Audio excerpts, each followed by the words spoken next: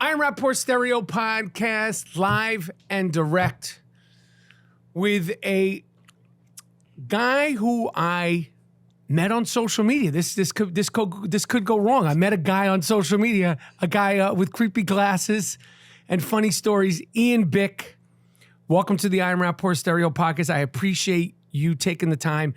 Thanks for coming. Mike, thank you so much for having me, man. We connected, in May? Yes. I remember you DM'd me. I was like, holy shit, Mike Rapaport Don't just say that I DM'd me. DM'd you. Then I look like I solicited the creepy guy with the glasses.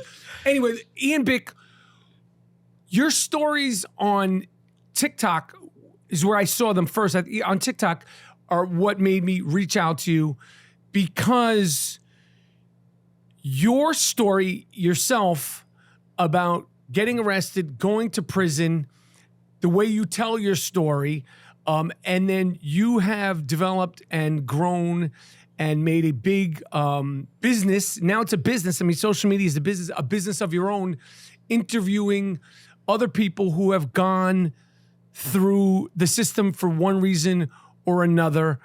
A lot of times I have actors on the podcast. I have athletes. I have, rappers. So tell the people your story. Like, how did we meet? Like, what do you remember? What the first thing? Like, I saw your TikTok video. Was it? Which one? What was it? How did you go viral? How did you become so viral on social media? Tell me that story first. Okay, so it was last August. I was working at Whole Foods Market. I was the manager of prepared foods. Worked my way up after prison. I got out in 2019 after serving nearly 3 years. And I worked my way up from making $15 an hour to $32 an hour as a prep foods manager. And I would have made $100K last year with overtime. And people laugh at that, but they don't realize there's a lot of money in the grocery business if you work overtime, and it's owned by Amazon. Crazy money. I don't think people should laugh at anything and anybody working the way the world is right now.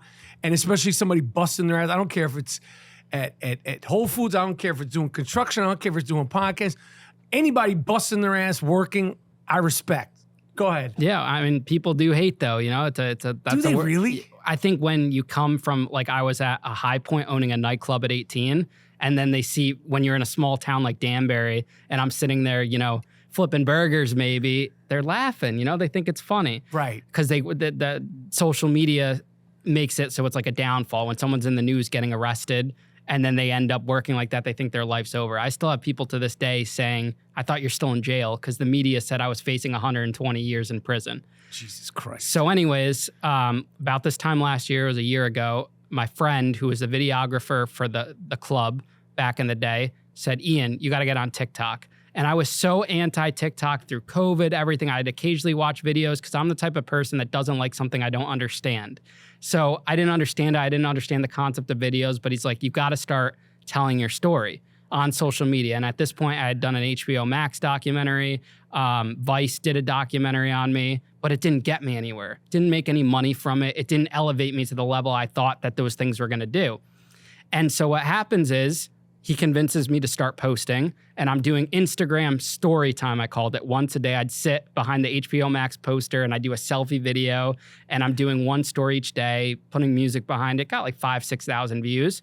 I started going to TikTok, doing one a day. First one does 1,000. Second one does maybe 1,000, 2,000. And it's just me talking about times running the nightclub, like crazy stories, like not paying the electric and sticking a bunch of wood in front of the meter so the Eversource company wouldn't turn it off, crazy things like that.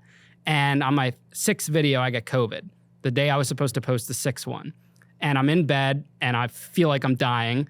And I call my friend, I'm like, I can't post today. And he was the one preaching to me, you have to be inconsistent. If you're gonna go all in on this, you have to do it. I get up, I make the video, I'm all stuffy, the lighting's bad, I'm like leaning up behind the poster. That video does 1.2 million views overnight, and that's me talking about my time being in solitary for nearly 6 months. The one thing I hated talking about, prison, all of that, would turn out to be the thing that I was destined to become, all because of that one video. Simultaneously, producer at MTV watches that video, reaches out to me that week, and now I have 5,000 followers going on 10,000 on TikTok. They want to cast me in a new dating show. I was like, great, this is my big break.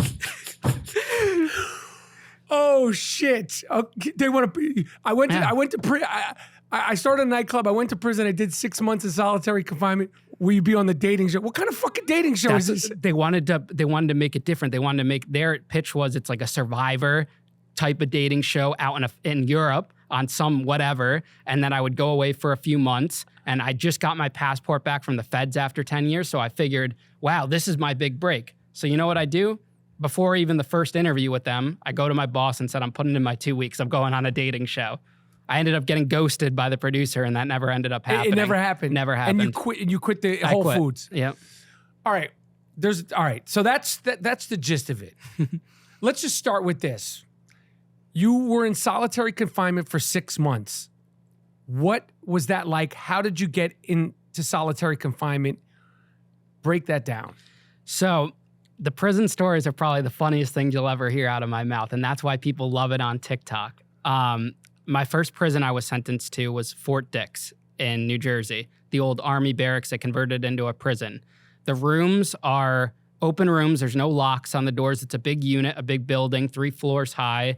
On the ground floor, there's a TV room with all the inmates share different TVs. One's for sports, one's for, whatever, one's for movies. People have assigned chairs. There's a pool table, and then there's different showers, like an army barracks, like a communal area. And in these rooms are 6 bunks with 2 men on each bunk. And so there's 12-man rooms. Now at Fort, I'm almost 100% sure when my father did boot camp, he was at Fort Dix. Probably a lot of people that listen to my podcast say, hey, I was at Fort Dix at one point, and it's still a training facility. It's just on the other side, I believe. Okay, good. Sorry to interrupt you. No worries. And what ends up happening is there's a lot of cell phones in federal prison. And it's crazy. Now, Orange is the New Black does not do it justice. This is Orange is the New Black on steroids.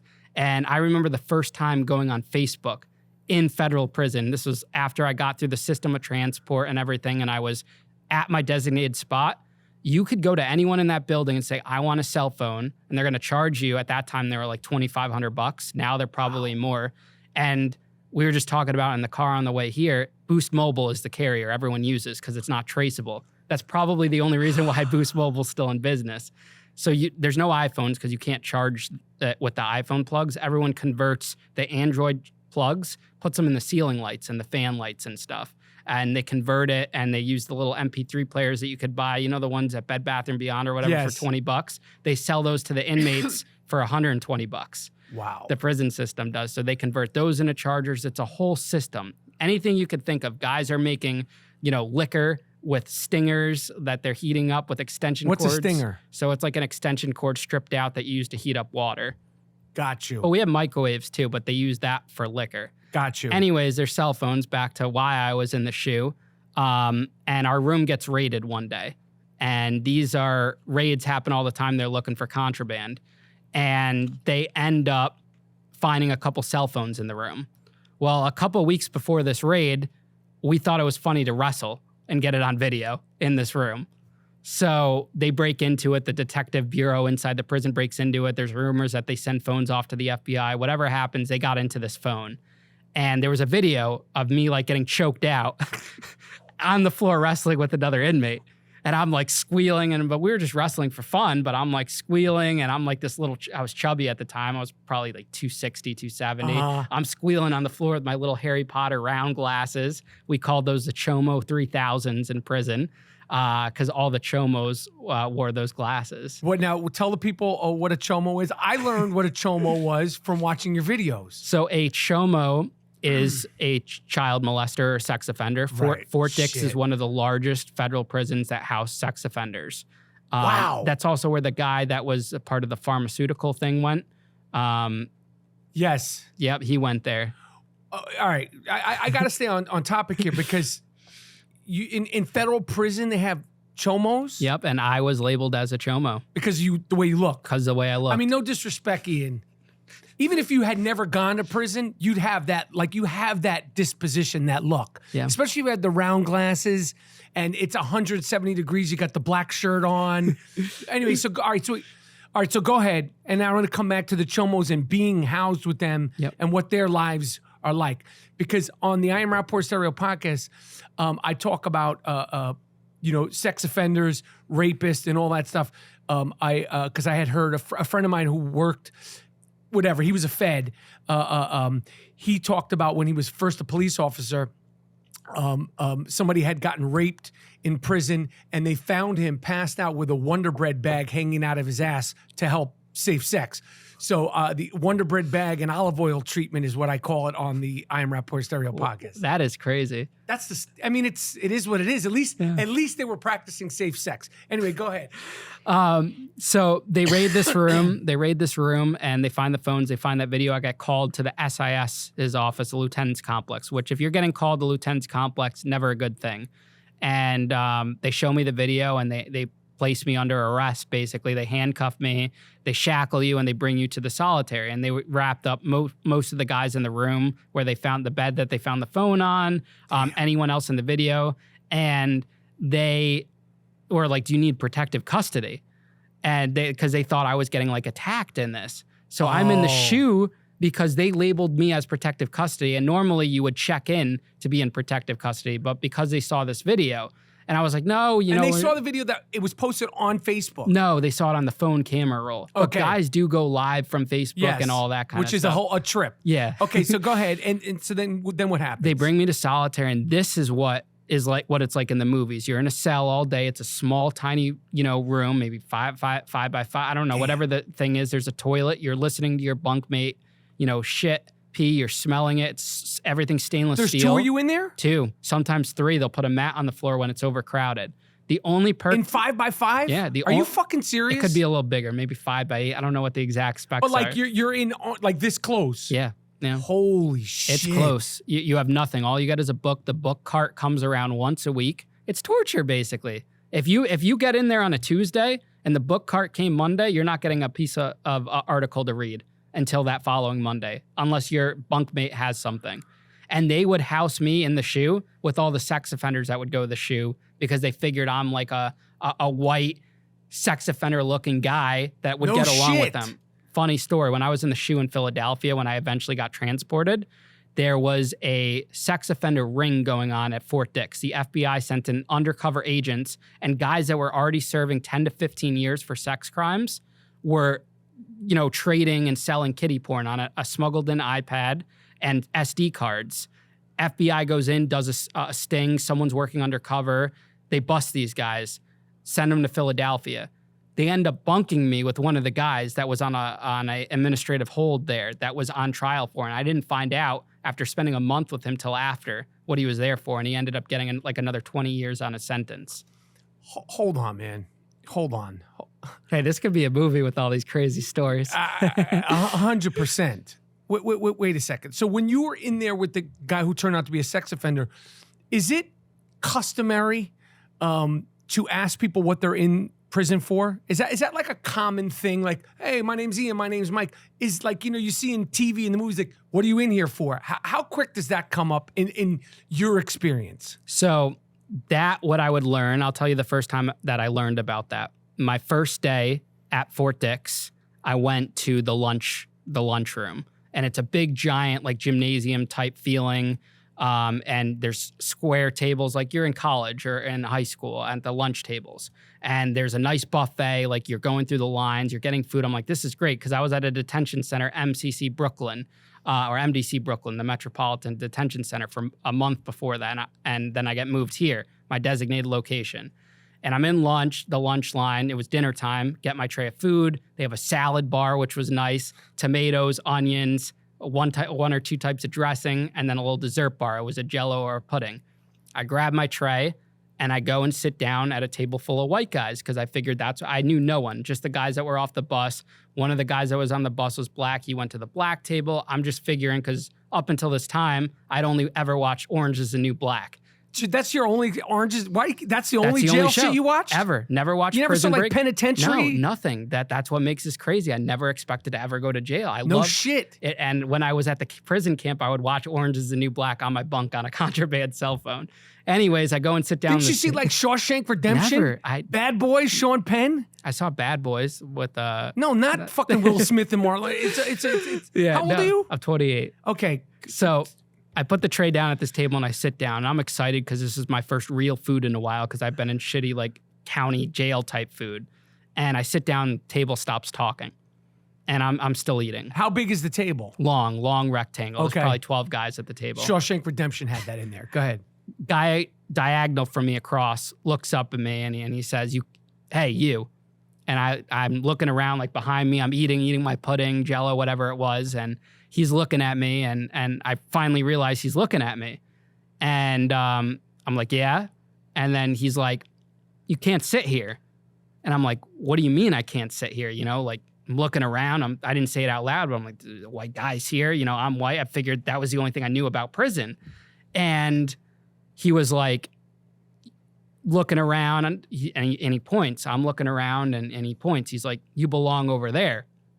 And I look around and it's a table of old guys, like no necks, like turkey necks kind of, round glasses, and they're smiling like I'm fresh prey looking at me. And this is the sex offender table. The federal prisons, like this low, have designated tables that if you're a sex offender, you have to sit there. If you're a rat, you have to sit over there. That's where he was inferring. And I said, listen, I think you got the wrong guy. I'm here for fraud. And he looks at me and he's like, that's what they all say. And then that's when they proceeded to explain that you have to show your paperwork and do all of these things. You have to get your sentencing transcript to show you're not a rat and you're not a sex offender. And I said, great, I'll have that by next week. I'll call my lawyer. He said, sure, but get the fuck off the table. And you know what I did? I had two options. I could either, assert my dominance and try to fight him or whatever, or I could go sit at the table. A young 21-year-old white kid who has never been in prison before got his ass up and sat at that table. Most embarrassing day of my life. Wow. Okay. All right. Man, it's a lot. Like, when I knew this was going to be challenging. That's why I was talking to you before, and I knew this was going to be challenging because there's a lot of follow-up questions here, and I'm not going to be able to get to them all. First of all, before we go, where can people find your stuff? So if they just go to because he'll have go ahead. Where's your stuff? If they go to ianbick.com, I have a pretty big YouTube presence, and then like Spotify, Apple, locked in with the Ian Bick podcast. I focus more now on other people's stories, right? But there are a lot of things like the Vice one. If you want a 10-minute summary of why I went to prison, right? Vice did a great one. It's got like 3 million views. Okay. If they just search Ian Bick on YouTube, it's got some great stuff. And Ian Bick on TikTok is great. Yeah. Are you on Instagram? Yeah, I'm on. You got to hit me with the follow, man. Yeah, I didn't know that. I don't see your stuff on Instagram. Anyway, all right. So, dominance, sex offender. Look, before we go, because I'm going to sidetrack. When you say sex offenders, everything from what to what? Guys that have physically assaulted children or people under 18. Wow. That have worked their way down. At the low, it could be violent crimes there if they have 20 years or less. They can't go to a camp, which is the next level, but they could be at a low. Guys, I met a lot of guys that I really felt for in some instances where they would do something like texting a girl that they didn't realize. So on their side of the story, that was underage in a different state, and they would send a picture, the girl would send them a picture, or their friend. I've met guys where their friend sends them something, and that implicates them, and they didn't know, and they'd get 5 years because that's what they do. Shit. They hit you with that paperwork, and it's a federal indictment, and they said, plead guilty. And most people in America don't have the money to even fight that or get a public defender or anything like that, and they take the first deal they get. To the worst is what? To the worst, I would say, is like the really sexual assaulting. How do, no one wants to say I'm in jail for sexual assault. I'm in jail for, any sort of level of rape. How do the other prisoners find out that they're in there for that? Everybody knows it? That's, you have corrupt guards that will tell people what they're there for, that will tell other people like, hey, he's no good. Some of the guys I talk to on my podcast, you hear about the penitentiaries where a sex offender can't walk the yard. They get on there, that people find out they're a sex offender, they're going to get stabbed or shanked or sent to the shoe. But at this low, it's kind of, these sex offenders weren't assaulted. They were just treated differently because there's so many of them, and no one wants to leave a low because it's a sweet spot. But you would see these sex offenders on the yard playing Dungeons and Dragons, pretending like they're Harry Potter with like a wand, like dueling. They would work in the library. Everyone knew the sex offender spot was the library. I remember going to the library one time because I like to read, and I was reading, and I got passed a note one day while I'm sitting there by this, older gentleman, glasses, the typical chomo note, and look, and he gives me this note, and I open it, and he said, "I'm here for sex crimes. Are you here for sex crimes? Meet me at such and such place at 7:00 if you want to talk." That's what he said to me. And I went and I flushed that note down the toilet and never went back to that library again. Because you could get a bad rep just by associating them with them. And there would be rules, like if there was a sex offender that lived in your room, they were cleaning the floor every day. They were, mopping the place, keeping it tidy, and they weren't allowed in the room, only other to sleep. And that's it. Then they had to leave for the day. They know the rules. Yep. There's special places for them to sit in the TV room, back of the room. There's no high priority, but people do business with them because they would be the ones that do legal paperwork, or they would have a knitting business and they would make pillows. So people still break bread with them in these lows because they have to, but they're treated at the bottom of the barrel. And when you say low, you mean low, when you say lows, what does that mean? This is a low security federal prison. There's still a fence. Right. But it's people that have 20 years or less on their sentence and they've worked their way down or got sentenced there. The next level is a camp, which is where I went to after. Okay, so how did you, Ian Bick, wind up in prison in the first place? Now that's a story right there. So basically it goes back to high school. And I was always a kid in elementary school that was like bullied and whatnot. I was a nerd. They called Twinkie, they called Chubby, they called Chubster, they called me all these names. And so my parents yanked me out of public school and sent me to private school, a Montessori school in Danbury, Connecticut, where life was different. You really learn your independence in Montessori school because it's 4th through 8th grade in one classroom, but there's only like 15 kids. So there's like 2 4th graders, 1 8th grader, whatever. There's a bunny hopping around the room. There's turtles. And you're sitting like crisscross applesauce in the room doing your work. So I learned independence. And I was a theater kid growing up too. I loved theater. I loved the stage. They would have me dress as Milton Berle and the woman's wig and the outfit and the high heels and the lipstick. And I loved that. I craved the attention. And that took away from getting bullied. I always wanted to be liked and be out there. So 8th grade, they put me back into public school so I can adjust before going to high school, reconnect with friends. And I was a kid that wanted to fit in, I wanted to be the skater and the stoner, even though I wasn't that. I would fake hit weed and pretend to sell weed and carry around a skateboard and had the long hair and I had highlights in my hair because that's what everyone was doing. And I also wanted to be different at the same time too. I wanted to stand out but be different. So everyone's saying you have to get good grades in middle school to get into good classes in high school to get to a good college. Mm-hmm. I said, screw that. I got all Fs. I was a kid that failed gym for not changing. I turned middle school into a business. I was selling candy out of my backpack and energy drinks and packs of gum.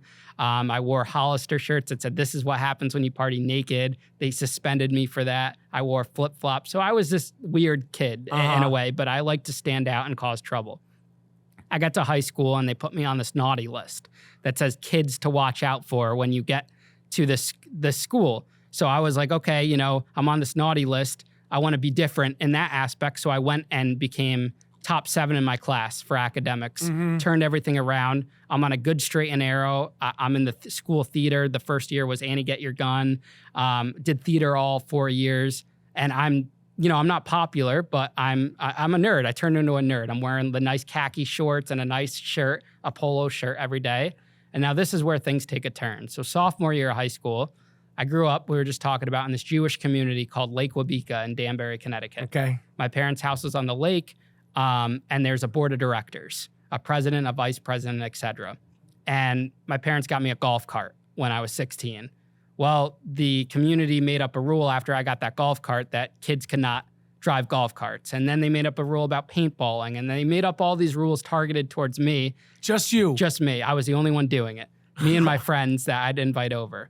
So me and my best friend decide to get back at these board of directors, and we take insulating foam, the spray foam that you use at your house. Yes. And my friend said, if we put it on the locks of their car, it'll just keep them from getting into their car. Well, the foam ends up dripping down the sides of their car, and we wore like ski masks that night. We're driving around the golf cart thinking we're so slick, and we foam their cars. Next day, it drips all the way down the side of the house. Everyone knew we were the troublemakers. They called me the black sheep of the neighborhood. So the cops came to my house. My dad thought his son would at least be smart enough to not have the evidence on the property. So he said, sure, officer, you could search our garage. The officer opens the garage, and there are the spray foams. There was no look. There was no searching. It was right there. It was right there. And I had TP'd our house at night, and I was trying to tell the cop, hey, look, our house got hit with toilet paper. And simultaneously, they're interrogating my friend, and the cop tells my friend at his house that I had snitched on him. So they did that whole thing. And I was like, dude, I called him after. You never watched Criminal Minds or CSI or anything like that? This is what they do. And he grew up watching Mythbusters and stuff, so he had no experience in this. And so we got caught, and I got sentenced to community service. Okay. And this is where this night, this whole day of, me getting caught, that's why we're meeting right now. You and me. Me and you. Okay, We go would ahead. not be here if it wasn't for that TPing thing, because that set a domino effect to my whole life. Okay.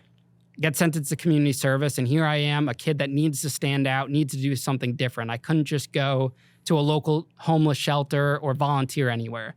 I got this idea to start this whole organization. I call it Fight for the Homeless. And we're selling the Live Strong bracelets that say Fight for the Homeless on them for $1 a piece. My dad buys me a few hundred bracelets, and we end up selling 2,000 or 3,000 bracelets.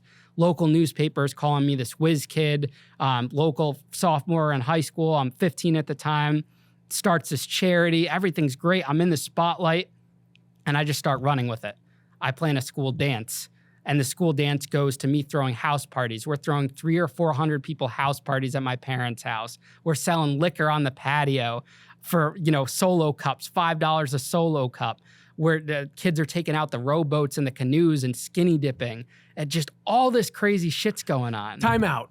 Where's your fucking parents when you're throwing parties and alcohol and rowboats and canoes and jugglers and magicians, and where's your parents when this is happening? So freshman year of high school, they let me throw the cast party, which is at the end of the school year. It's like 300 or 400 people, and they got this party tent because my dad's in the catering business, so I was accustomed to that. Okay. We threw up a cast party. Everything was great. We had a dance floor, porta potty. Everything was great. So when I start throwing house parties, I pitch it to them as, hey, it's just going to be 40 people.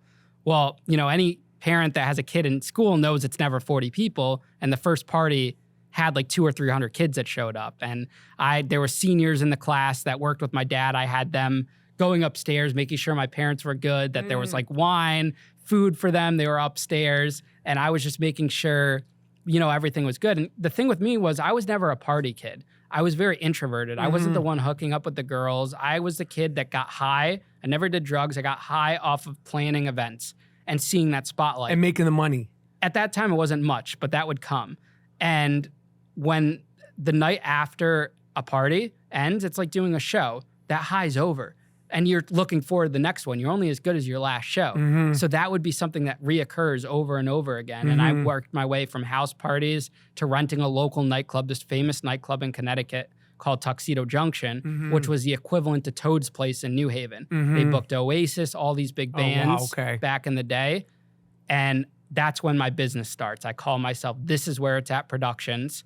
And because if my parties were going to be where it was at for the night, and the first party, 250 people, then 750, then 1,200, then 1,500, then 2,000. And I'm 16 years old, making $10,000 in profit in one night, once a month, throwing the biggest teen parties in Connecticut. We're pulling from people in New York, people all around Connecticut. They're paying just cash. And, I'd call it like the Christmas rave, or we did a paint party. I went to Michael's craft store and bought every washable paint off the shelf, mixed it all together. We're doing squirt guns. It was crazy. This is like, I idolized like Scooter Braun at that time because that's how he got started. And I thought I was on top of the world and that this thing was going to go. And to make that kind of money, I'm spending it on a car. I'm taking my friends out to dinner, whatever. I always put it back into like my brand. And at that point, I never knew at the time was that I was a good marketer. I was a terrible businessman, but I was a great marketer. And that's something I would figure out long term. Okay. So then what happens? So, like all good things, they come to an end, and the nightclub owners in that area were starting to get greedy, and they would rent the clubs out because they'd get a rental fee to everyone that wanted to be the next Ian Bick. So everyone wanted to start doing teen parties because they see the money in it. So the clubs got you just said your name. You just said yourself. You just spoke of yourself in the third party. Yeah, in that scenario. All right, yeah. Yeah. Everyone at that time period, everyone wanted to be the next Ian Bick. Okay, go ahead. Yeah, at that time period. Okay. And what ends up happening is that the market gets oversaturated and the parties die out. Okay. And I want to take things to the next level. And how old are you at this point? 17. Okay. I want to take things to the next level. I want to start doing concerts. At that time, Mac Miller was blowing up. Big Sean was blowing up. I had the vision to book one of those acts at the Western Connecticut State University that was in Danbury. Who did you book? We ended up booking Big Sean. Okay. Before that, my first ever rapper I ever worked with was Asher Roth. Was the very first one. We did him for a charity event. Okay. Cool dude. And we booked Big Sean next. And what other rappers did you wind up booking? I've booked Big Sean, 21 Savage. Oh, shit. Chief Keef, Tyga, Little Yachty, I think. I've worked with a ton of rappers. And do you have any crazy rapper stories? Yeah, Chief Keef fucked me over out of a lot of money. Never showed up to an event. We sold the show out at Toad's Place in New Haven. And he ghosted us, missed all his flights, couldn't find him. And the next day he sends out a tweet, sorry, Connecticut, wasn't the promoter's fault. See you soon. Tried to sue him, never got the money. I think he settled on a back end with one of the other promoters on the show years later. But in my eyes, he fucked me over and he owes me the money. That was one of the crazy stories. I remember paying $40,000 for Tyga and he wouldn't even take a picture with us. And he just wouldn't even talk to us. And he needed, the riders are crazy, like with what they want with the champagne and this and that. 21 Savage paid $20,000 for him to do an hour set. He does 5 minutes. This club's packed. Everyone's here, 1,500 people. He does 5 minutes, drops the mic and leaves. And we're like, dude, what the fuck? And he just pulls off in a Sprinter van and that was it. Goes to the hotel that we booked him at, the La Quinta Inn and Suites, because there's not like nice hotels in Danbury, and there was an Outback attached to it. I get a call the next morning from Outback, or from the hotel, saying, you're banned from this hotel for life because the group you booked last night tried breaking in to the Outback and caused damage to the door. It wasn't him directly, but it was his posse that got drunk and was trying to get into it. Shit. Dude, but it's not just the hip hop. I've worked with EDM. I was an EDM club. So I've worked with the Chainsmokers. I owed them $25,000 for like 5 months at one point. Steve Aoki, Adventure Club. These big names were coming to Danbury, and that's what made this time period so crazy, because while I'm running this nightclub, I'm also under investigation by the FBI, arrested by the FBI, and then I'm on a month-long trial against the United States government while owning this nightclub. So they had investigated, the long story short is they had investigated me for fraud and money laundering. They said that I ran a Ponzi scheme as a teenager. This is before I owned the nightclub. Jesus Christ. They said I ran a Ponzi scheme.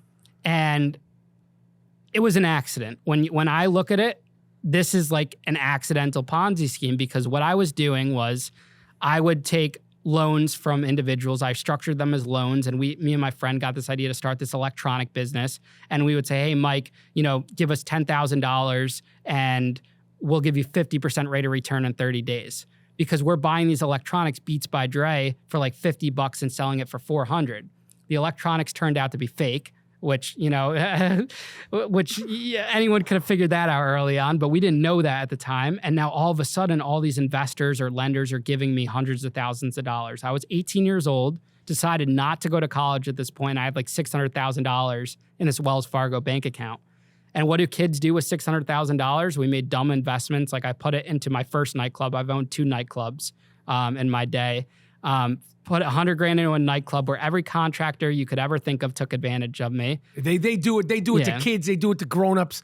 The contractors are motherfuckers. It's fucked. And put it into some shoe company, other things. What, Big Baller brand? No, not Big Baller. Ben Baller actually. I know Ben Baller. He DM'd me when the HBO Max documentary came out. Yeah, he was really nice. He's like, dude, you're going to make it one day. Like, just keep going. Yeah. So, all these things. And yeah, we spent $20,000 on jet skis because I figured companies get company cars. Why can't we have company jet skis? Right, of And course. this was an 18-year-old's mentality. Yeah, of course. We took trips. We went to a strip club. We did all these crazy things. Anyways, I was banking on with this money, I would take a loan from you to pay off another loan. Not from me. Yeah, not for you. Yeah, I ain't fucking loaning shit. No. But go ahead. But somebody like me. Hypothetically, yeah. I ain't not loaning you or anybody else jack shit. So, in my eyes, I was 18. I had no credit. So I've heard of people like refinancing credit cards, taking one loan from a bank to pay off another loan. Mm-hmm. So why can't I take one loan from one person to pay off another loan? Mm-hmm. Well, apparently that's a Ponzi scheme. And when you're taking money from one person to pay off another and no profits are producing, I was bankrolling on these string of concerts. So I was promising people short rate of returns on investments that were going to take months to pay off, and I was keeping the cash flow going by taking on new loans. How did they wind up catching on to you, 18-year-old? It's not millions and gazillions of dollars. You're not Bernie Madoff. How did they get their eyes on you? So by December of 2013, this is 6 months after I started taking investments, every single show that we had booked had bombed drastically. Like I lost 100 grand on the Tyga show in one night. Chief Keef was another, 40, 50, 60 grand I lost. Everything that could go wrong, had it been reversed, had I made money on every show, I would have been rich. But I wasn't, and I lost money on everything. And so one of the kids that had invested 250 grand that he had from a settlement with New York Sports Club, he had lost vision in his eye, goes to the police. Now, the Danbury local police, their eyes are lighting up because when they see one investor for 250 grand, they think there's millions. And there's rumors floating around that I'm in the drug business because I own a nightclub. And, Danbury's putting me as the staple kid. So the detective, like you see Wolf of Wall Street. Yes. It was that scenario where that one agent detective latches onto the case and is relentless. That was my story. And when they accused me of being a young Bernie Madoff, I look at them, I'm like, who is Bernie Madoff? They didn't teach us that in school. It was too recent and recent times. And I Google it. I'm like, holy shit, this is exactly what I did. But it wasn't intentional. I never meant to defraud anyone or scam anyone. Like the whole thing was an accident. Had everything worked out, I would have paid them. And by the time the investigation starts, I have nothing, not a cent to my name. I'm $1.3 million in debt with the interest. The out of pocket is like $480, but with the interest, because everyone kept rolling over and over, I owe money to biker gangs. I owe money to drug dealers because I'm borrowing money to pay off other people. I'm gambling. All this crazy stuff. And you're sober? Are you? No, never drank, never did drugs. I always wanted to keep that. Okay, and then so how did it get to the point where there's like they catch you, you get arrested, so forth and so on, and then when do you hear the idea like I might go to prison? I never thought I was going to go to prison until the day my bond got revoked. After trial, after I was convicted on everything, after everything, I always thought that I was going to get probation. And, rewind that for a second. After the local police start their investigation, months go on, and I get subpoenaed to the Department of Banking in Connecticut. I never knew we had a Department of Banking. So I go there, no lawyer, 18-year-old kid, about to turn 19, and I'm like, I'm going to clear this whole thing up. I bring all my bank records. I bring every contract. I bring a list of everyone's name with telephone numbers, addresses, everything. And I tell them the whole story for 6 hours, on record, no lawyer. Afterwards, they say, hey, there's these guys we want to meet with you. I go into this room, and it's a room in this office building. 2 guys with gray suits come on. Just like in the movies, they come, they sit down, they show me their badges, and they say they're postal inspectors. And I'm kind of like laughing in my head. I'm like, what the hell is a postal inspector? And these are federal agents that have guns, that investigate like mail fraud and whatnot. And they interrogated me, and I told them everything. And they never said I needed a lawyer. They never did any of that. They end up handing me a letter at the end of this saying, you're watching the wrong movies, because every fucking show you can watch. I mean, The Simpsons, every show you need a lawyer. But this shows my intention and mindset at the time. I understand. I'm just teasing, but I'm just because you're like, I saw this in the movies, but you didn't see the part about I need a lawyer. Yeah, well, I didn't. They don't show the lawyers in Orange Is the New Black. That's the only thing I watched. Season 3, episode 17. I think they showed the lawyers. Anyway, so you did watch it. I'm just fucking around. So they give me a target letter, and that's the scariest thing you'll ever get in your life. It says United States Department of Justice. I just heard the term target letter because of Trump. Yeah. He got that fucking... So target letters are scary. Scariest thing you'll ever see. Why? It's got the gold seal on it. It says United States Department of Justice, and it says Federal Bureau of Investigation, and it says, Dear Mr. Ian Bick, you are under investigation. You're officially a target in this investigation for U.S. whatever, all these codes. And then it's signed by all these agents, the U.S. attorney. It's crazy. There's so much power in this one paper. So I immediately, when I left that room, called a lawyer. I searched on Google, best lawyer for criminal defense in Connecticut. I lawyered up.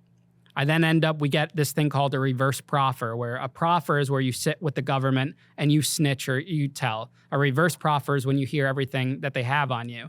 So it was me, my dad, and my lawyer go to the federal building in New Haven, Connecticut, and we're sitting at this big, long conference table, and they have 4 FBI agents, 4 IRS agents, 2 U.S. attorneys, and a bunch of interns, and then the room reporter, all for this one thing, and it's me and my dad and the lawyer. And they're talking about how I was the next Bernie Madoff and all these crazy things. Wow. And they offer me a deal of like 4 years. The deal that they offered me was more than what I would have gotten had I gone to trial. The deal that they offered you was more than what I got after trial. The deal of 4 years was more than what you got after trial. After losing at trial half the counts. Which was how much? I ended up getting 36 months and 1 year house arrest. But my guidelines were 8 to 12 years. Shit. And that's only because I pissed off the judge, because I was secretly, while I was on supervised release, going to Empire City in Yonkers, because you can't be 18 to gamble in Connecticut. And I was about 19 or 20. I'm going to Empire, I'd play Baccarat. And I would turn 500 into 20 grand to help pay off some of these artists. I had like WME, CAA, like blowing up my email, like demanding money so I didn't get blacklisted in the agency, because I needed it to produce shows. And I'm going to this casino. I remember days I'd be gambling, win a couple thousand, run over the Bank of America where CAA had, their account there, and I'd deposit money and I'd run back and play some more. And it was crazy. And this was my life every day while running this nightclub that was attracting people from all over the East Coast to this. Man, this is a lot. This is a lot. So when did you get sentenced, and how much, again, when did you get sentenced and how much time did you get sentenced for? So this is October 2016. I'm 21 years old, and my bond gets revoked because my friends that were working with me at the club reported me to the FBI because they wanted to take the club from me. So they snitched on me. They knew I was going out of state. That's how they found out about it. Judge tells me, the party's over, Mr. Bick. I get remanded into custody, stripped out, shackled, and brought on this, white van. Did you know that day was going to happen? I knew that day was happening. I didn't think that I was going to go to jail. I never thought I was going to go to jail. Like, you're just thinking some way or somehow I'm going to get out of this. Always. That was always my mentality. I'm always living to fight. That's that good white privilege right there. That's that good white privilege there. I get it. I know what you're talking. That's that good white privilege right there. But that's not my mindset anymore. No, of course. I'm making jokes because I know you're lighthearted about your situation. No offense at all. Okay, so slow down when you say you get shackled and all that stuff. What is that like? What do you remember from that? What's going through your head when you are going to go to jail for how long?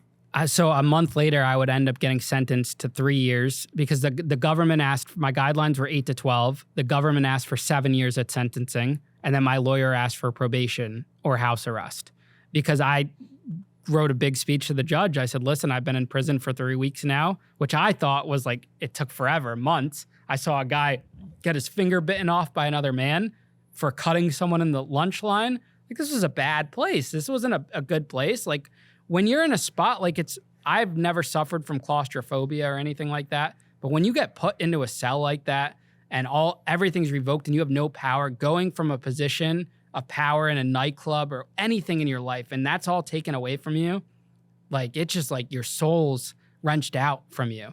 And spending all that time in like solitary 6 months, that shit can make you crazy. Mm-hmm. That shit could screw you up. And it's a real problem that's going on. And that, like, just the feeling of getting, they make it so you're whatever the word is. I can't really humiliated. Well, you say a lot of words. That's and like stripping you out, taking away your first name.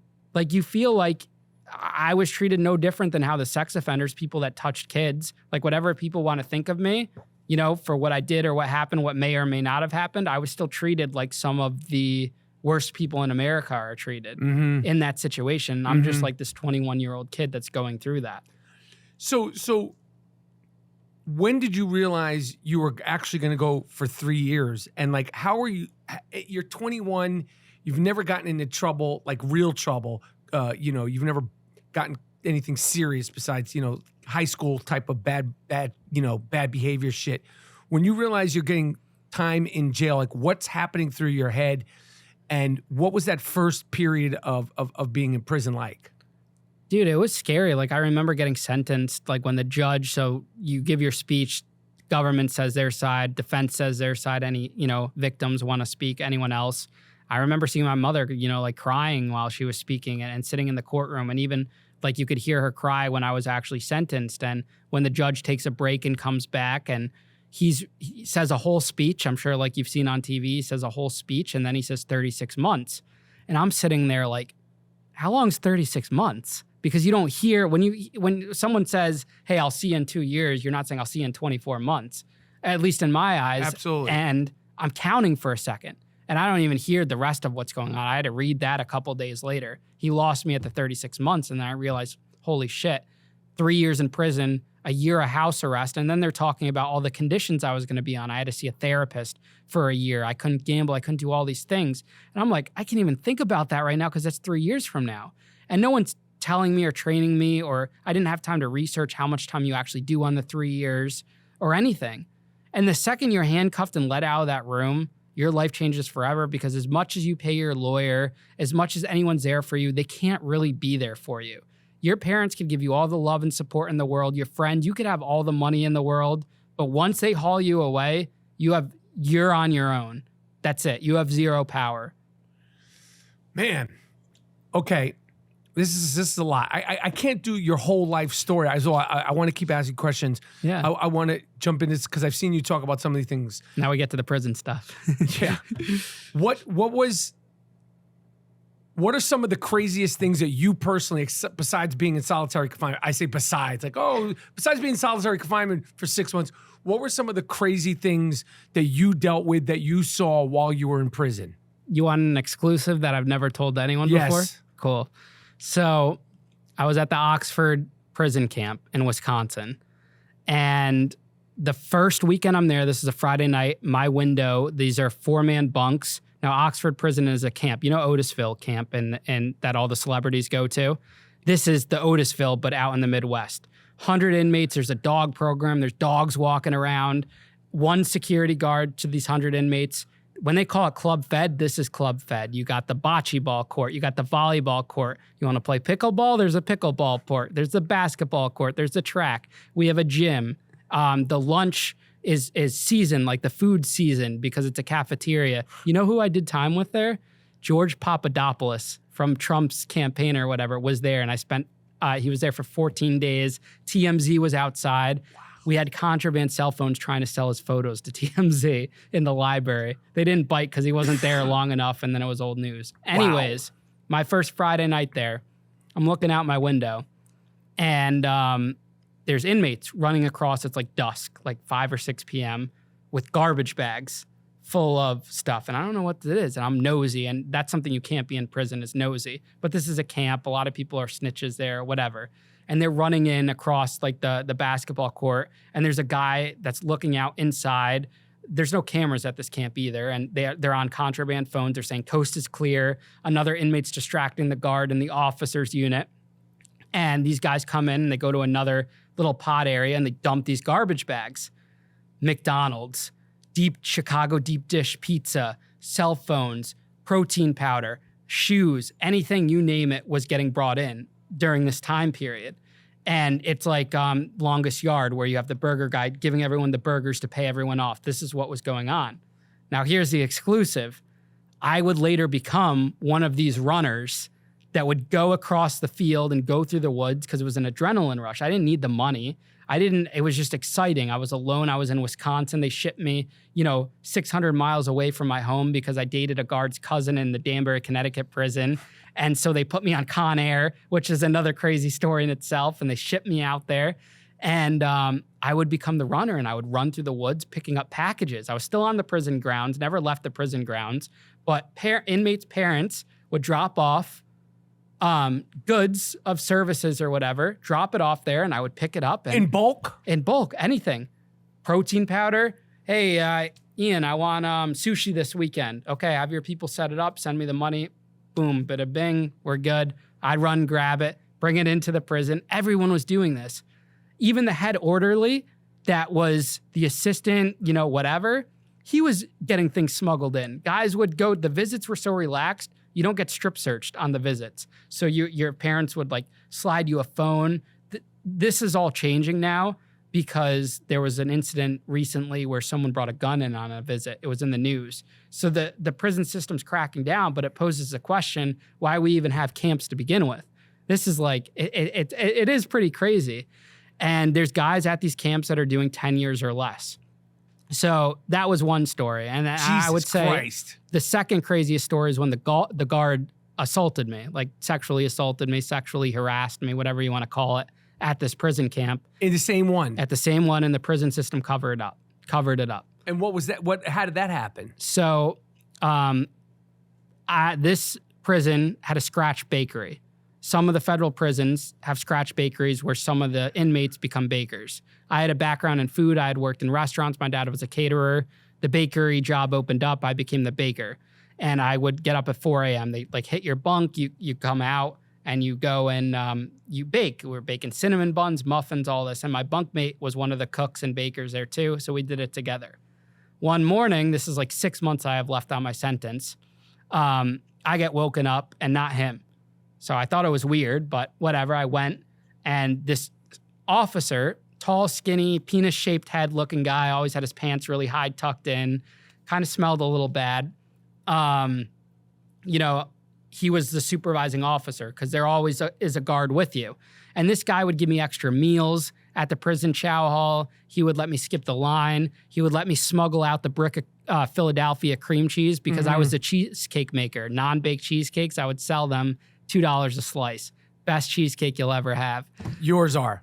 The prison ones with the creamer. You got to try it one time. I'll make you one. Okay. And I would sell that as my hustle. And so he would give me the real cream cheese because the commissary cream cheese, non-refrigerated cream cheese is the worst thing you could ever happen. It's like putty or whatever. Okay. So we're sitting there one day and I'm scooping muffin mix out of the tub into this thing. And he's standing next to me and we're talking.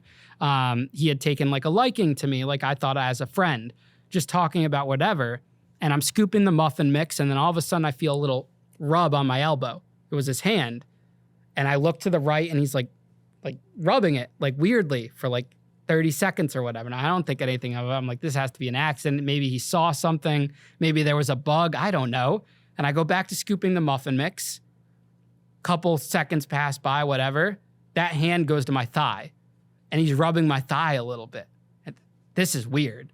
And shit. I'm like, I don't know what to do. There's no cameras. It'd be weird if we do it in here. Yeah, you just don't do that to someone, especially when you have an inmate and an officer. That complicates things. No shit. The hand then moves to my ass on the right cheek. And it's funny to tell it, but it's a serious thing. Of course, and scary as fuck. It is, because it just this. I'm probably 22 at the time. And if I hit him, I knew well enough if I hit him, I was going and getting 5 years. And it's always the inmate's word versus the officer's, and you always lose in that scenario. And I didn't want to report it at that time because I didn't want to go back to the shoe.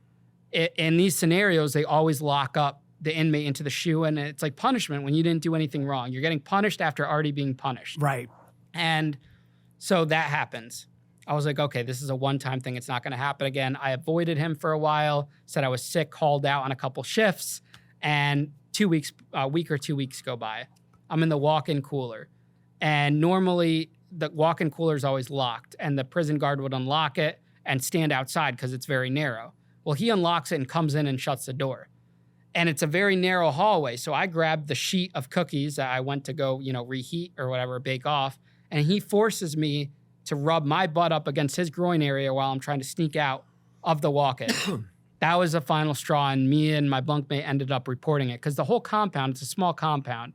Inmates gossip more than high school girls. Everyone knew about it. Everyone knew what was going on. People were coming up to me, fist pumping me, saying, yo, Bick, you got to get him to bring in some stuff for us, this and that. But it felt wrong, because I didn't want that. Right. I didn't want that. And I never voiced that to him, but I shouldn't have had to have voiced that to him in that scenario. We reported it, sat down with the lieutenant, the detective of the prison, They said they weren't going to lock me up into the shoe because I was short on my sentence and they could move him to the medium. Nothing ever came from it. They did investigations, whatever. I get out. Still to this day, I don't know what happened. I then go big on social media, have the podcast, and a couple months ago, one of the guards that work at the Oxford prison camp at the medium reached out to me and he's like, hey, was the person that did this to you named so-and-so? And I was like, yeah, how did you know? He's like, well, he's been accused of that multiple times in the past. And he said he hasn't seen him there. He doesn't work there anymore. But they never followed up with me. I wrote a letter to the judge, and the judge, this is all public record, the judge ordered the U.S. attorney to look into it. And they said it couldn't be founded or whatever. But if you ask any inmate that was in that prison with me, they could tell you that that happened. And then that was a thing. And the system just let it slide and didn't do anything about it. Jesus Christ. Hold on a second.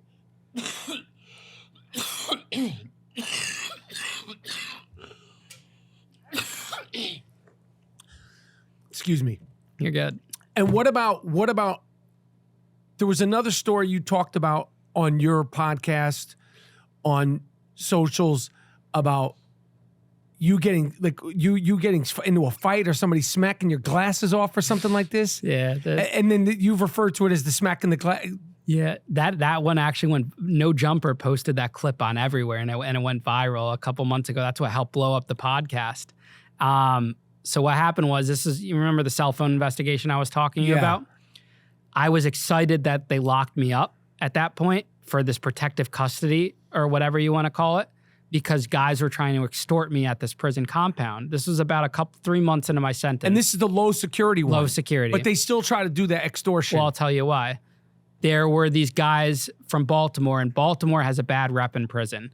And they are guys that are known for being like sexual predators. These are guys that came from a medium and penitentiary. So they work their way down. And some guys that work their way down, when they hit a low security yard, they still have that mentality of how they have to operate. They're walking around with steel rods like they're at a medium or a high security. They're going with their boots to the shower, where you wear your boots to the shower and you leave them outside with your steel rod so you're ready to go on a moment's notice. So they see this kid running around me, and everyone was calling me McLovin. They gave me that nickname. I've had a couple nicknames, McLovin, Squints, Bieber, but the name that stuck the most was McLovin. And shout out to the real McLovin from the movie Superbad. Superbad. And what ends up happening is they see this white, nerdy kid not riding with a car. Instead of gangs, they're called cars, like the New York car, East Coast car, whatever. And they see me running around. I'm involved in the gambling. I'm shooting dice. I'm running around with food. I'm hanging out with everyone. I'm hanging out with the blacks, the Mexicans, the whites, whatever. And that's a no-no for what I was doing and where they came from. So they looked at me as fresh prey. And one day I'm walking in the hall and the bathroom's right here, and one guy comes up behind, the other guy comes from the front, and they push me into the bathroom. And one guy grabs my shirt and pushes me up against the wall, and he's like, hey, yo, listen, this is what's going to happen. He gives me a note. He's like, you're going to have your people send money to this so I could get a cell phone. And then you're going to be paying me for protection to use that cell phone weekly. And it was like a couple $100 a week. They wanted like $3,000 up front and this and that. I knew I couldn't call my dad for $3,000 and give the man a heart attack or even have him come up with the money to do that. So I said no in that moment. And at this point, like I'm accustomed to the compound. I'm gaining a little balls, I guess you could say. I'm moving around. And so he slaps me right in the face. Glasses fly across the bathroom. And when something like this goes down, everyone clears out of the bathroom. No one's there to help you. There's other people in the bathroom. Yep. When they see something like this, they all walk out. They could be in the middle of brushing their teeth, taking a shit. They don't want to be involved. They're out of there. Because they might get in trouble. I think they just don't want to get involved in the politics of it. At all. Even my own bunkmates, when this was all going down, people that I was breaking bread with, eating with every night, they did nothing to help me. Okay. I was to the wolves. And at that moment, I thought I'm going to get shanked. I don't know what's going to happen because this is my first violent experience that happened towards me in prison. And they smack me and they're like, listen, it's going to be a lot more than that if you don't get us this money. So they let me. And how long had you been in jail? Like 6 months. They let me go, 5-6 months. They let me go. And I'm like, what the hell do I do? So what I end up doing is in that moment, I knew I was never giving them the money. I took offense that they smacked me. My glasses like broke a little bit. I was upset about it. And I didn't cry. I wanted to cry, but and a funny joke on social media is that my cheeks are still red from that slap. Yes. Which is great. And what kind of guys were they? Were they big guys? big black guys. Big. Yeah, big guys. Fuck. Jacked, yeah. They pulled me up. They were able to pick me up by my shirt against this wall. And I'm a big guy. I'm chubby. I'm really chubby at that point. Okay. And so I end up befriending New York car in New Jersey is the biggest like car gang, you could call it, right? I ended up befriending a couple guys that had a lot of respect in that prison. He was one of the guys that, you know, he had been down in and out of federal prison for like 10 years. He gave me the nickname McLovin. And he's one of those guys that he was fun. They liked being around me. I'm a likable person and they were hanging around with me. We played spades, cards, did all these things. And what I did was he had no money. So I started buying him 50, 60 bucks worth of commissary every week. He didn't make me buy it for him. I offered it to him. And in return, these other guys that were trying to screw with me thought I was now this guy's prison bitch and they had to back off because of the politics of it. These two guys, Baltimore's a smaller car, so I leveraged the politics of it. So it looked like I was paying these other guys for protection and they couldn't go up against that. These other guys, the bad guys, the Baltimore guys, were causing so much ruckus on this compound. People set them up, put cell phones on their beds, dropped a note, and they got them out of there quick. Because they don't want that shit in there. They were messing up the ecosystem. Too much attention to the unit. Wow. And that's what ends up happening. And I don't get stabbed or anything like that. And that's how I survived. But people, when I tell that story and when you see a white kid like me on TikTok with a red banner saying my experience in prison or the time I paid for protection, gets people to stop because it's like, what is this nerdy McLovin-ass looking kid with the glasses and red cheeks? He didn't go to prison. And that's what makes it go. That's what works. Like everything got pieced together in my life for that. And it's crazy. So have you found that, before I get to the TikTok of it all, going through the 3 years, going through all your experiences, like when you look back on it, you think what? I think this was the best thing that's ever happened to me in my life. Because of what? I think, so there's two pieces to this.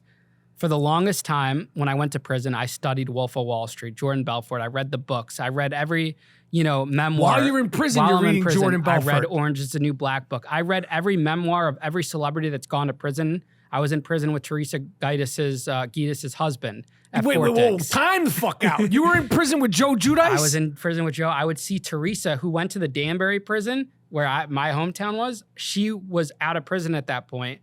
She was on visits. Me and my dad would be sitting on a visit, and she would be there with the kids visiting Joe in the visiting room.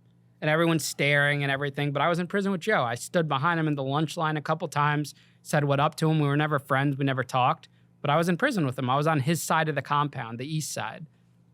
Now, are you a Real Housewife person? No, I never got into it. There's a lot of Real Housewife people watching this, and they're like, oh, shit. Yeah. You were in prison with Joe Giudice, and you were there when Teresa Giudice was visiting Joe Giudice. That was a big, big, big sad moment in Real Housewife Bravo TV world. Those clips always go viral when I tell it, and I interview a lot of people from the women's prison who spent time with Teresa. And those people are fascinated. Anytime, it's guaranteed views when you put Teresa Giudice, I don't know how to pronounce it. Giudice, yeah. Teresa Giudice, respectfully, please. Okay, sorry. She's been through enough. She's a changed woman. Namaste, bitch. That's what she says. I post the clips, and they always do well because people are fascinated. Between that and George Papadopoulos, those were my celebrities that I got to physically meet in prison. So finish what you were saying, just in terms of it, the best thing that could happen to you. So when I studied those people, I thought by that point, because society has trained everyone where prison's bad. No one talks about prison. A lot of the big celebrities are, at this point in time, 4 years ago, we're not talking about their prison stays. I know like Robert Downey Jr. just did a whole interview about his prison experience, but that took years. And so I'd never thought prison would be the thing I'd talk about. So I'm figuring, okay, I owned a nightclub at 18, booked worldwide acts, went to federal prison. That's the story. This is going to be huge. This is going to be a movie. This is going to be a TV show. So when I got out of prison, one, my mentality is I wanted to get back in the nightclub business, but that ended up tanking. And luckily it did, because a year later, COVID would happen. So even if I somehow managed to pull it off, I'd either one, be back in jail, or two, you know. But didn't you learn from going to prison that the nightclub business was not for Ian Bick? No, I didn't. I learned the money aspect wasn't, but I had the idea that this was going to work. This club thing, if I had done it right with the money, with everything, because I was a great marketer and I didn't piece any of this together yet. So I had written like 3 chapters of the book, sent it to probably 150 literary agents. I'm querying people. Out of those 150, and these are the biggest literary agents in the country, 3 or 4 get back to me. They ask for the chapters, never follow up. That was a dud. All this stuff's I'm reaching out to producers, gotten in front of some, big people, and a lot of them just, they don't see the story. They don't believe in it. And I'm just thinking in my heart, this is the goal. This is going to be it. I'm telling you, like, this is what's my redemption. This is the Ian Bick story. I then give up on pursuing that, and I get my job at Whole Foods. This is in 2019. And I worked my way up, and Whole Foods allowed me to have credit that I never had before, to get a car, to get a dog, to get my own apartment. Because when I was still owning the club, I was still living at my parents and I had no money. So I rebuilt my life. The last piece of the puzzle was buying a car in my own name. That night I buy the car, I get a DM in my spam inbox on Facebook from a intern at HBO or at Jigsaw Productions that was partnering with HBO Max to do this documentary. And I've always checked my DMs because that could be even the spam because your greatest opportunity could be there. And I see that and I get on the phone with her, and then 6 months later, we got the green light to produce it. And I'm still in the mindset because HBO never covered the prison stuff. That documentary, which is off HBO now since they merged with the Discover, was always about the nightclub stuff, the story of why Ian Bick went to prison. And Vice did the same thing. So I believed that that's it. That's the story. Hollywood loves it. That's it. That's what Jordan Belfort did. This is great. It comes out. They didn't promote it or anything. I was just 1 episode in a 10-episode series. I didn't really promote it because I was so focused on Whole Foods. I was embarrassed of talking about prison. Didn't talk about it to anyone. My parents didn't ask me questions because it's such society trains you that it's a sore subject. The Vice thing happens, whatever. Then last year comes about with the MTV thing, and I'm starting to tell TikToks about prison. After I went viral, other creators started reaching out to me and stitching me on TikTok and doing duets. And I realized there is a whole world of prison TikTok, of prison YouTube, that's billions of people are watching, billions of views. And that's when it hit me. The story is not Ian Bick going, having a nightclub, whatever. Yes, that's unique. Yes, most people can't do it. But will an 80-year-old grandmother stop and watch me talking about booking the Chainsmokers? No. Will an 80-year-old grandmother, would every single person in America that can watch a video listen in on why a white, nerdy 21-year-old kid got extorted in federal prison? Because that's a fascination of it, because not everyone could go to prison, but every single person's fascinated about it. And that's when it hit me like a light bulb. And is that when you started interviewing other people who had been to prison? And how did you connect with those people? No, so from August of last year to January or December of 2022, I'm living off my credit cards. I had enough credit lines on the credit cards because I'm thinking I'm going to be a big TikToker and social media star. I got 10,000 followers. Great. I'm in the creativity fund. I'm going to roll in money. From August to December, I made like $4,500 on all the sites, and I had like 100 million views. It was nothing. So, and I was also getting burnt out because I was recording 4 times a day. I was doing it every day, 4 times a day, sitting in my car. That's how I first started going viral, sitting in my car, doing the selfie videos. And I'm like, I can't keep telling these stories anymore. I can't keep talking it, making it about me. This isn't sustainable. Other creators are getting burnt out. So I said, the one thing I told myself I would never do is have a podcast because I believed at the time the market was oversaturated, and I would only do it if I could come up with something unique. Yes. I said, I have this network that I've made of prison TikTokers, and everyone's just using selfie videos. So what if I professionalize it? What if I stick these creators in front of a real system, a real camera, and shoot it like a podcast? Come up with the name Locked In with Ian Bick, get these guys to partner with me that owned a studio in New York, and the first 3 episodes sucked. It was me reading a list of questions. They were good questions, but it was so cringe when you look at it. There was one wide camera angle. It wasn't shot for reels. That's why I never do people's first podcast. When people say to me, do you want to be on my... I'm starting a podcast. Will you be the first podcast? I go, call me when you've done 100 episodes. Exactly. And Mr. Beast is so right about that, about the 100 YouTube videos. Well, who's stuff. Mr. Beast? You don't know who Mr. Beast is? Who the fuck is Mr. Dude, Beast? he's the biggest YouTuber in the world. I don't know who Mr. Beast is. Oh, man. You know who Mr. Beast is. I don't know who Mr. Beast is. Mike, you're big on Twitter, man. How do you not know What this does guy? Mr. Beast do? He's has a big He's a beast on YouTube? Yeah, pretty much. And he puts millions into his videos. Great guest you got to have on. He's doing his podcast rounds. All right. So Mr. Beast. I want to talk to Mr. Beast, the beast of YouTube. He always says that like your first 100 videos are going to suck. Yeah, it's true. I was able to pivot extremely fast. By the third episode, I'm starting to study people like Jay Shetty.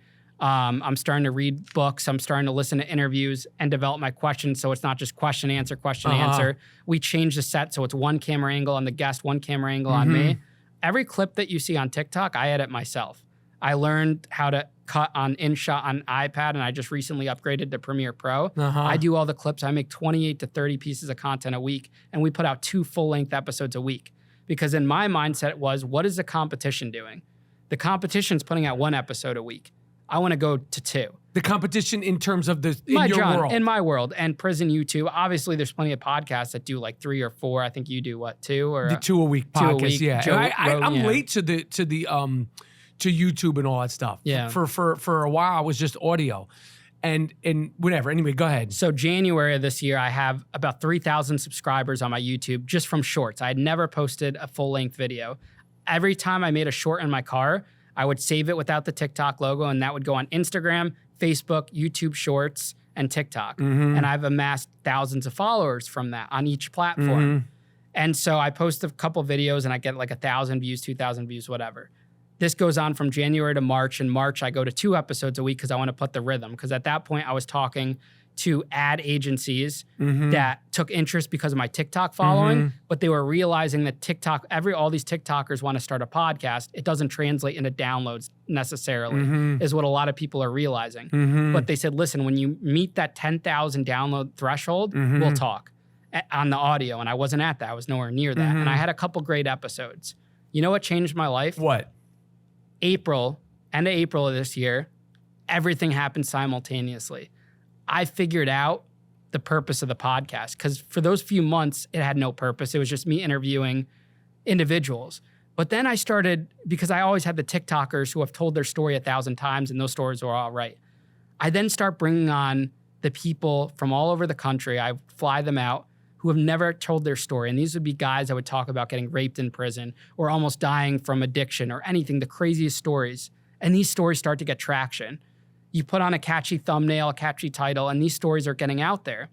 And I realized that this is my purpose. This is what I was meant to do. Give people a voice that don't usually have a voice. Make it so much more than about Ian Bick. And in that process, it will inspire. If you're sitting at home, you just lost your job, you got a divorce, anything like that, and you're feeling down, you watch a video of someone that's saying how they went through the lowest of the worst, lost everything, addicted to drugs, almost died, whatever, you name it, they've been through the worst. And someone that's sitting at home, struggling to lose weight, divorced, anything, is watching that, they get inspired. And it quickly turned into a podcast that's entertainment and motivation. You mix that together, and it's something that's never been done before in this field. And that's when things started taking off. The downloads went from 10,000 to 15,000. And simultaneously, my clips are going viral. From my podcast, I did a solo episode on No Jumper and all these sites and Daily Loud. And then all of a sudden, everything's coming together. And TikTok just bounces up. And I stopped posting selfie videos. And I just started doing the podcast clips. And now the YouTube from January, 3,000 subscribers to now 145,000.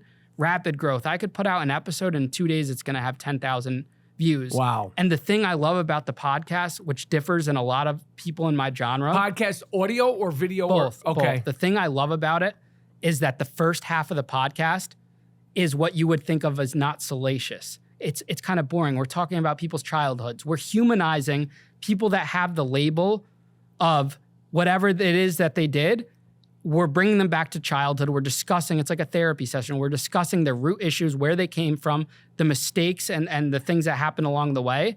And then it gets into the crazy stuff that make the clips go viral and stuff. But people are listening to that first part, and it changes the stigma of the world that your past does not define your future, and you're not that same person. I like that, and that is exactly what I enjoy and respect, and am entertained by watching your stuff. Exactly what you said. So you are doing a great job with that, and also I think one thing, even what you're saying, is making some things in terms of myself and what I do click, because you're looking at it in a business point of view, but also from there's an artistry to storytelling, but I like that, from a business point of view, and I say hustling, and I say it in a good way, not in a derogatory term, because I think that term is so overused.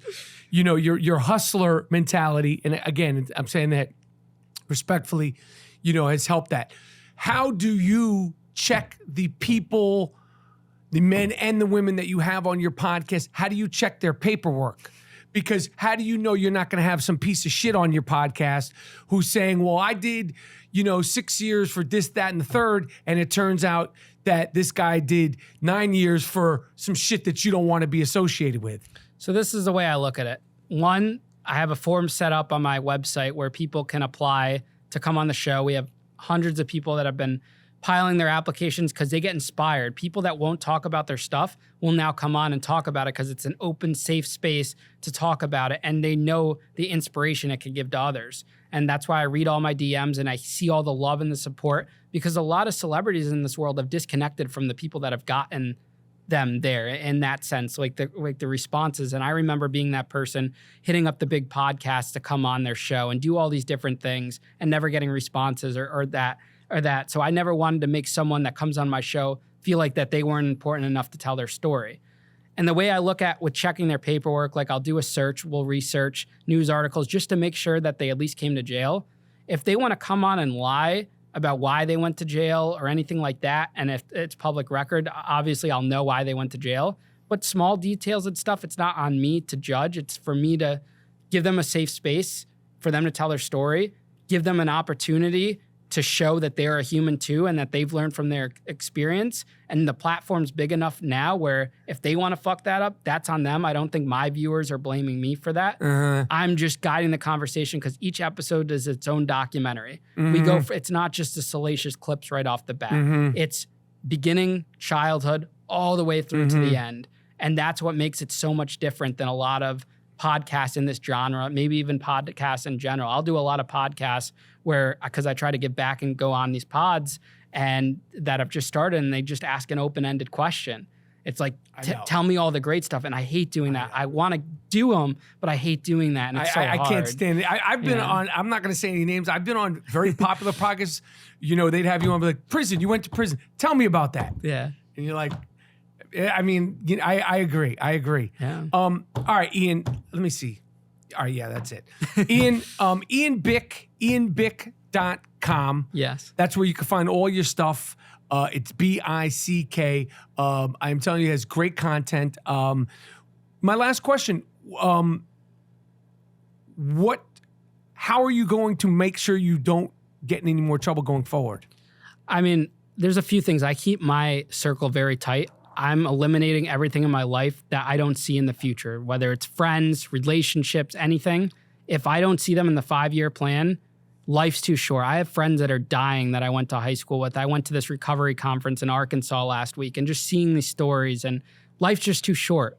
And I was always the person that was work till you die, work whatever. And now I'm taking time to enjoy my free time a little bit, spend time with people I love and care about. And those are the people that are going to keep me on track. The people that'll check me. If, I have some great people in my life now who are, like if I'll bring up an idea and they'll say, no, I don't think you should do that. And the old Ian, and this is how I've known I've come a long way, because the old Ian wouldn't value their opinion. The 18-year-old Ian would say, okay, I heard you, but I didn't really hear you because I was doing it my way. Now I have a trusted group, a board, I guess you could say, of advisors that are help guiding me, help shaping me. And I've surrounded myself with great people who are in it to see me win and are not in it for themselves. And I think that changed everything, because throughout my life, I've gone in different acts. And when I'm the center stage with the biggest celebrities in the world around me. Everyone's leeching on, and those people disappeared. And now that things are starting to come together and I'm doing bigger things, people like that are coming back. And now I know not to let those people in. And I'm very cautious of that. And I never want to go back to where I was. I hear you. If someone doesn't know you, you're talking to a guy, talking to a girl, you're 28, and they're saying, well, when I was 22, da-da-da-da-da, how soon do you mention, well, when Ian was 22, this happened? Like, how comfortable when in the conversation, in the getting to know you period of relationships, meeting, greeting, getting to know people, if someone knows nothing about you, do you mention, well, this happened to me? So a lot of people will, like, I'll be at the airport or anything, they'll recognize me from TikTok and they know that my content's prison related. On the rare occurrence, maybe like before I got on social media, I remember being on Tinder when I got out of prison. Exactly. Yeah, Go ahead. yeah. So I was on Tinder because I had a new body. So you're on your second date. You got your new body. Well, see, this You're was ripped. You're shredded. a little bit, but the only difference was I was on house arrest. So I would say, hey, why don't you come over, I'll get a bottle of wine, have dinner. And I remember what happened was I cooked this girl dinner. We had wine. We ended up hooking up, went to the bedroom, hooked up, and she looks at my leg. And my leg has an ankle monitor on it. And this girl I figured that the girl knew me because I would sometimes get matches where they're like, my professor just presented about you in class as a fraud case or whatever. And she was like, what is that? And I told her the whole story and she ended up ghosting me after. But yeah, things like that would happen. But now it's. But if you're on the plane, you're on a long flight and you're chatting with a stranger, how quick will you share that your story with just a random person? I'm introverted and I'm working on it where I won't go up and talk to someone I don't know. And usually they initiate and they come talk to me. But I have been getting better. Like last week, I was talking to the Uber driver and he was prying information in a nice way about like why I was here and the speaking. And the question comes, well, why are you qualified to present at this? And that's when I said, you know, this is probably one of the first times I was very open about it. I was like, listen, I made mistakes when I was a kid and I went to prison. Still kind of awkward. I'm the type of person when I'm recording, I give you props. You're able to stand in a crowded street recording a selfie video and I love your videos.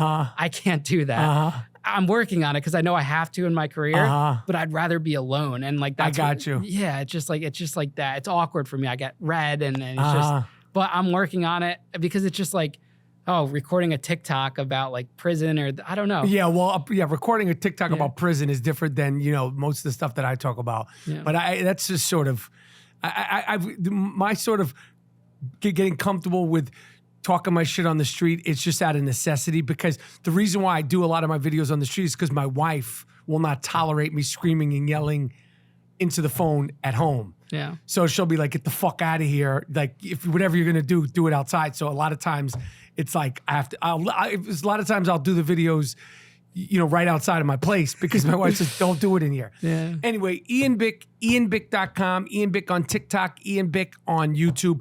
I wish you nothing but the best going forward. I wish you peace. I wish you, prosperity and, safety going through and the best of luck with you. And I appreciate you coming on the podcast. And I will definitely come on your podcast whenever you have me. Awesome, Mike. Thank you so much, man. I appreciate you. I am Rapaport Stereo Podcast. Done.